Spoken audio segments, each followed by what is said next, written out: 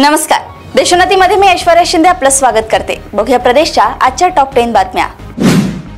वसई येथील 5 अल्पवयीन मुलींवर लैंगिक अत्याचार करण्याच्या गुन्ह्यात दोषी ठरवून जन्मठेपेची शिक्षा सुनावलेल्या दोषीचे अपील फेटाळून लावत मुंबई उच्च न्यायालयाने त्याची शिक्षा कायम केली आहे।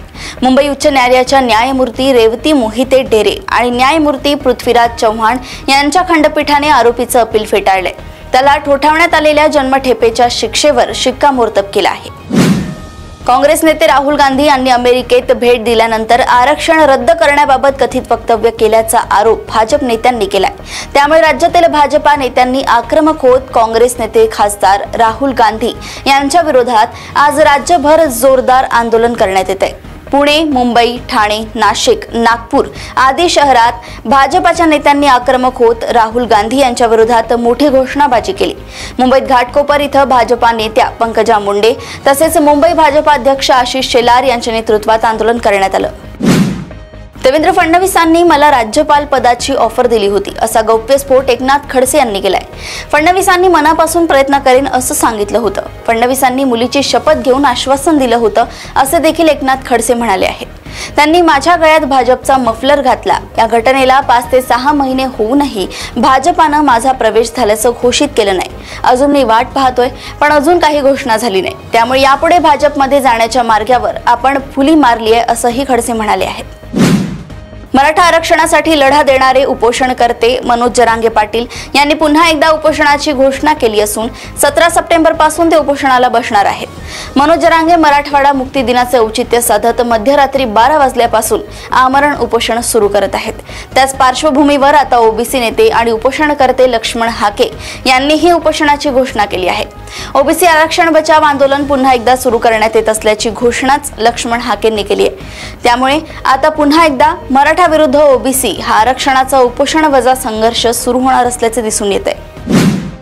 लाडकी बहीण योजनेचे नाव मुख्यमंत्री माझी लाडकी बहीण योजना असेच आहे। मी दौरे करत असतो, अनेक गावांमध्ये शेकडो महिलांना भेटलो, योजनेबद्दल विचारले, त्यावेळी त्या सांगतात ही योजना शिंदे साहेबांनीच आणली असा दावा राज्य उत्पादन शुल्क मंत्री शंभूराज देसाई यांनी केलाय। फक्त लाडकी बहीण योजना म्हणू नका, या योजनेचे सरकारी नाव मुख्यमंत्री माझी लाडकी बहीण योजना असे आहे व ते तसेच घेत जा असेही त्यांनी पत्रकारांना बजावले आहे। मुख्यमंत्री लाडकी बहीण योजनेला चांगला प्रतिसाद मिळतोय, त्यामुळे मुख्यमंत्र्यांनी या योजनेला आता 30 सप्टेंबर पर्यंत मुदतवाढ दिली आहे।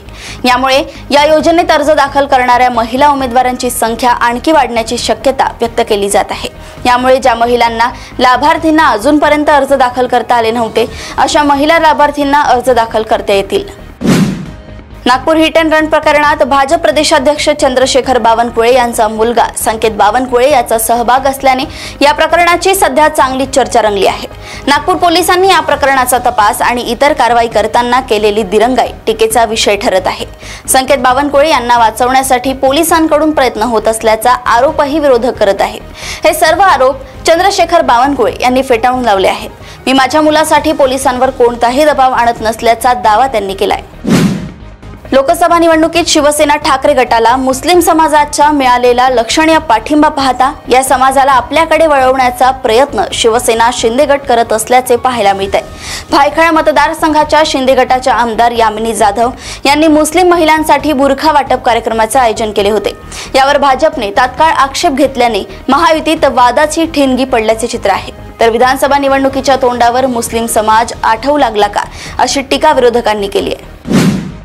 राज्याचे आरोग्य मंत्री तानाजी सावंत यांचे पुतणे धनंजय सावंत यांच्या घरासमोर गोळीबार झाल्याची धक्कादायक घटना मध्यरात्री घडली आहे।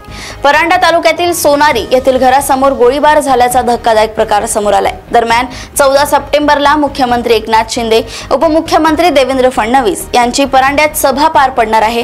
त्यापूर्वीच ही घटना घडली असल्याने जिल्हाभरात एकच खळबळ उडाली आहे। लोकसभेनंतर विधानसभा निवडणुकीचे वारे वाहू लागले असताना मनसेकडून जाहीर झालेल्या पहिल्या यादीतील उमेदवार व मनसे नेते दिलीप धोत्रे हे मुस्लिम मतदारांना आकर्षित करण्यासाठी अजमेर शरीफ यात्रेसाठी निघाले आहेत। जवळपास 1000 मुस्लिम मतदारांना आराम बसमधून घेऊन या यात्रेला सुरुवात झाली आहे। एका बाजूला मनसे अध्यक्ष राज ठाकरे मशिदीवरील भोंगे आणि रस्त्यावरील नमाज यांच्या विरोधात सभांमधून जोरदार भूमिका मांडत असताना आपल्याला या भूमिकेचा फटका बसू नये म्हणून दिलीप धोत्रे यांनी मतदार मतदारसंघातील मुस्लिम बांधवांना ही यात्रा घडवली आहे। प्रदेशातील अशाच टॉप 10 बातम्या जाणून घेण्यासाठी बघत राहा देशोन्नती। आणि अजूनही तुम्ही आमच्या चॅनलला लाईक आणि सबस्क्राईब केलं नसेल तर लगेच लाईक आणि सबस्क्राईब करा आणि बघत राहा देशोन्नती। नमस्कार। ठळक घडामोडींसाठी देशोन्नती न्यूज चॅनलला सबस्क्राईब करा आणि बेल आयकॉन प्रेस करा।